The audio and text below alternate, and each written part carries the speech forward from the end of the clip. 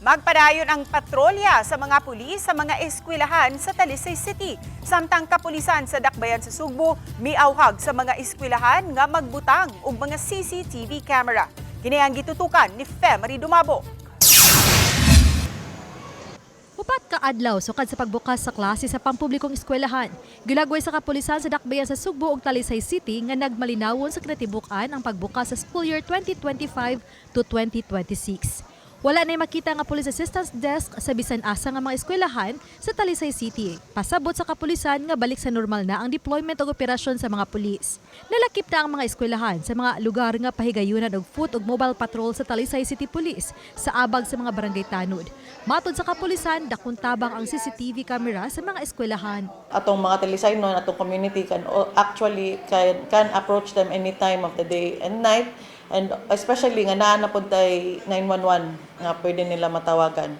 Samtang sa dakbayan sa Sugbo, nagpadayon ang police deployment sa 43 ka mga dagkong eskwelahan. Lakip na ang mga tungaan nga naa sa bukirang bahin. Gipasabot sa kapulisan nga di kanunay nga anaa sa palibot sa mga eskwelahan ang mga pulis. Apan kung tawagon sila pinaagi sa 911 hotline, gitinguha gyud ang 3 to 5 minutes nga anaa na sila sa area. Girekomendar sa CCPO sa tanang mga eskwelahan, public o private school man, nga mas maayo nga adunay CCTV sa tunghaan aron mamonitor ang mga lihok sa mga tinun-an ug mapakgang o mas dali ang kasulbaran kung adunay krimen. Hopefully they will be able to act on it because we understand that it requires budget man gyud gihapon, but it would help to our investigation if ever na amang gani mga kalapasan mahitabo inside the schools.